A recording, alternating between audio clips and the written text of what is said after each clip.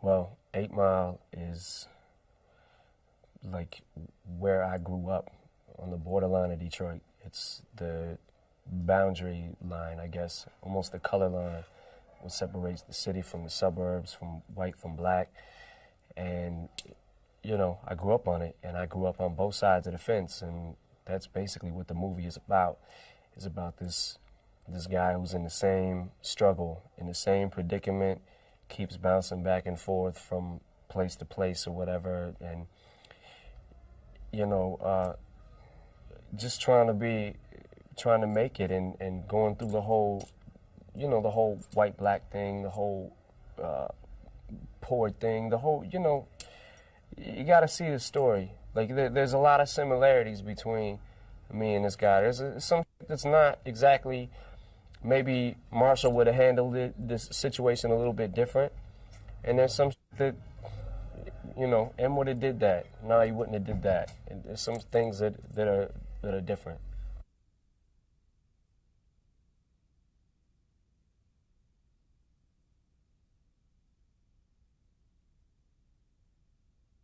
Yeah, it was because like I had to go back. Like I said, I had to strip myself of ego and everything and go back and put myself in that position where I was reserved and I was shy and I was scared to like had it in me, but wasn't quite sure how to bring it out yet in a I don't know, in a positive way, I guess, and show people. Like I really felt like I wanted people to hear me so bad and I wanted to do my shit, but it was like, them jitters and them. I'm scared. I'm not scared. That whole struggle and everything, especially early on for me. You know, which I loved being on stage and stuff like that. Once I got a mic, I was cool, but it was that prompted me to do it and get up there and not be scared to grab that and just rock. But once I got it in my head, that whole thing.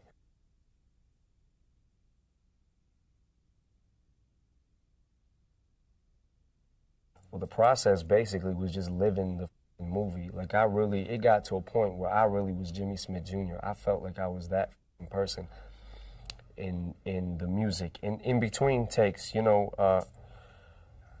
don't know, man. We just worked really hard. Like I never seen Curtis like really. Curtis was there before me. He was there after me, and I was pulling like 12, 14-hour days. 12-hour days at a minimum, like 6 days a week, so I couldn't help but feel like I was this person, getting into the clothes every day and the whole, going through all the motions and everything. And that's why I said most of the music that I recorded, we had a music trailer set, and during downtime was writing and recording and stuff. Most of that music was recorded for the soundtrack because that's what I really felt at the time, so.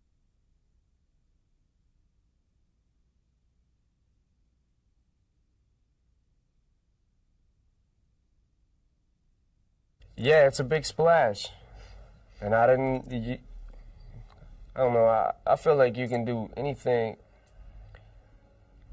anybody can do anything they set their mind to. If you like really want to do it, it depends on how bad you want it. And I wanted to do it. And I felt like, at this stage of my life, I don't feel like there's too much that I can't do.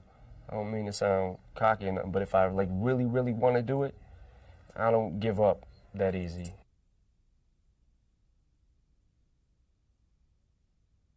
Well, at first, when the idea was brought to me, I couldn't give it like 100% concentration. I was doing so much other shit, like the Marshall Mathers LP. I was recording that, and it was in the process of that, and then touring and doing the D12 record. And I couldn't, once I gave it my full concentration and I knew that I could give it 100%, that's when I decided, like, that's when I jumped into it and was like, okay, I'm gonna do it.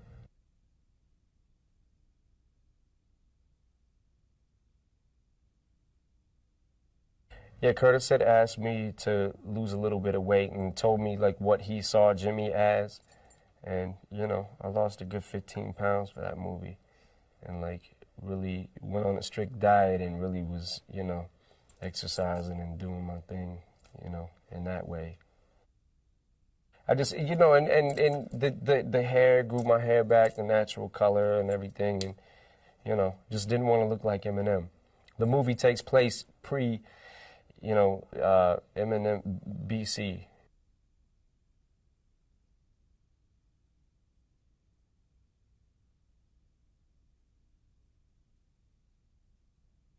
Every song is not going to be specifically about the movie. It's going to be like I'm trying to, I don't know, spice it up a little bit. It's going to be, the soundtrack is going to be, movie slash Shady Records showcase to show you what's coming. Basically a showcase of letting you know what is about to happen or whatever with the label and stuff. So it's like, a mixture of that. Some of the songs are about the movie. Some of the songs don't have anything to do with the movie. But it's still, the movie is about hip hop. So in that aspect, soundtrack is hip hop. So.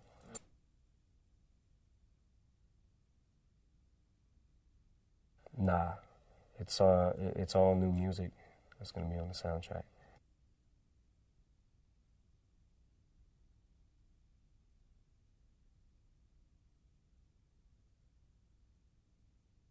It was a lot of work, but luckily the film was shot in Detroit, so Haley could come to the set, see me. I went home every single night, you know, see Haley at night, and get up. She'd come to the set a lot. She's seen a lot of scenes and stuff like that. But, like I said, I stayed recording. I don't ever stop recording. I'm always doing that. So, but in hindsight, looking back on it, yeah, it was tough. It was a lot of work, but I'm glad I hope it pays off.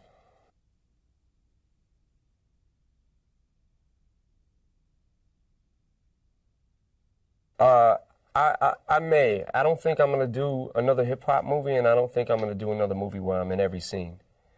If I do another hip hop movie, I don't want it to be exploiting me as a rapper and just being used for that. I want to be recognized for my acting skills or whatever, if I have any. So yeah, I may do it, but not that grueling of a schedule.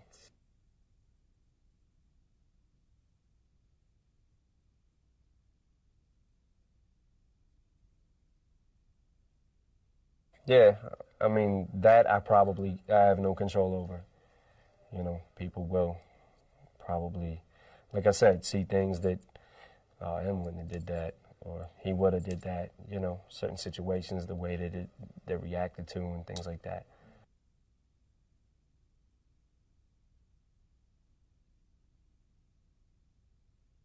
The next D12 record, Obi's record, and 50's record.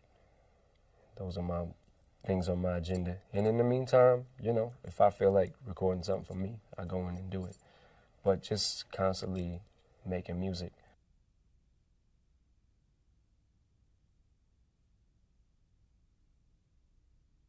I want to be, I definitely want to be looked at as a credible producer, too. That's eventually the next level, the next step for me. And also getting my business smarts up to par.